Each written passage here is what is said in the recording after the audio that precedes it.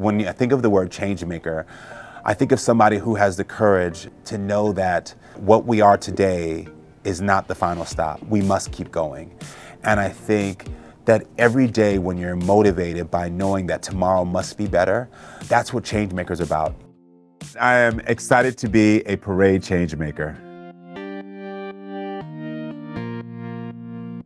I want to start with your childhood, specifically in elementary school, where I read that you actually went by the initials KK rather than Karamo growing up. So I wanted to ask, why was that? I went by KK because of the fact that I grew up in predominantly white neighborhoods, and unfortunately, they would act as if they didn't know how to pronounce my name. And so out of frustration and out of embarrassment, I just decided to go by initials because it was easier.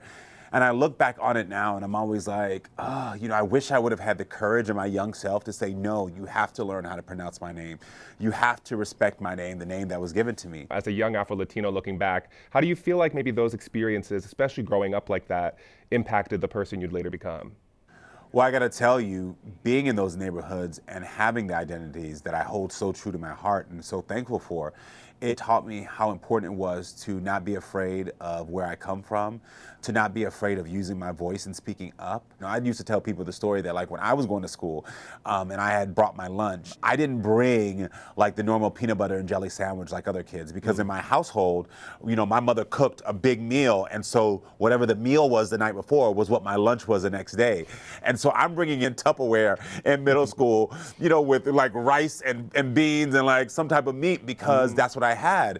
And I remember for the longest I was ashamed of that. And so looking back, it's just this reminder that you should always be proud of where you come from, of your background, of your experiences, because they make you who you are. And young me didn't understand that. On top of that, I know firsthand too, you have your own experiences with your own background and your own culture. And then of course I know being a gay person, and I know that you in high school, you dated women at the time. And I wanted to talk too just about your later experience coming out, because I know that can be twofold, especially when culturally you're trying to accept yourself, and then also with your sexual orientation as well. First, let me say this. One of the things that a part of like my mission on this earth, and I've been saying this for years, is that I want to destroy the term coming out. And I think the actual act that LGBTQIA people do is letting people in. And so I started letting people in when I was 15, actually. And I started letting in family members that I thought I could trust. And some of those family members immediately betrayed me.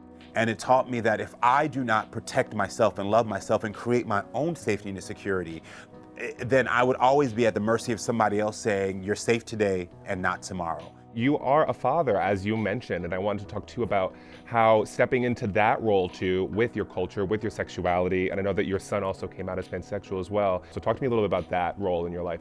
When my son let me into that, he identifies as pansexual, I did not react the way you would think I reacted. I actually, for about 4 seconds, was like, what are you talking about? No, you're not. And I hung up the phone.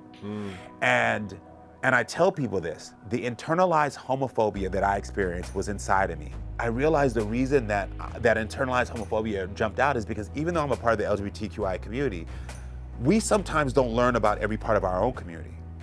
And so when he told me he was pansexual, I had never met anybody who was pansexual. And so I was afraid of what I didn't know. It taught me, when I'm speaking to parents of LGBTQI kids who don't understand, to take a pause, and before you react, be educated. And I think that sometimes people get stuck in their ignorance because they're afraid to find the knowledge. And if you found the knowledge, through the knowledge comes empathy and understanding. We all are thrust into these biases. We're always unlearning these things. And I think it's important sometimes to maybe have a little grace. You said you should swap cancel culture for counsel culture. And I feel like that is a really great way of saying that. I still don't believe in cancel culture. But I also don't know if council culture ever works anymore.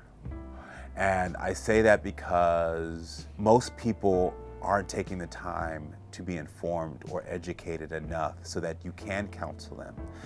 Because you can talk to somebody till you're blue in the face, but without the proper education and understanding of the information you're giving them, they still stay stuck. I know for you firsthand too, I mean, you launched an 8-part DEI lesson series for companies, and now we're seeing the timing of this interview is just blowing my mind. All these companies just rolling back their policies like it was nothing. It is sad because, again, I think most people when they heard DEI, they assumed race.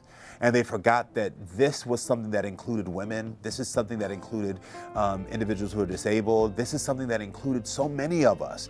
And for some reason, we minimized it to one thing because of talking points. But you have to be curious enough to see what's in the middle. Because if you can, that's where the love, that's where the hope, that's where tomorrow lives. I mean, looking back 20 years ago, you were cast in The Real World, and for a lot of people, that was the first time they ever saw a gay black man, you know? So like, do you look back now and just think about like, are you able to realize and kind of sit in how important that casting was? Did you just call me old? Did you just call me old? No, I'm joking. I would never call you old. No, never, never. I'm joking. 20 years ago for this to be on, at the moment, I didn't know how important that casting was. To be the first openly gay African American on reality television. I'm so thankful that someone had the foresight to say, let's include this voice.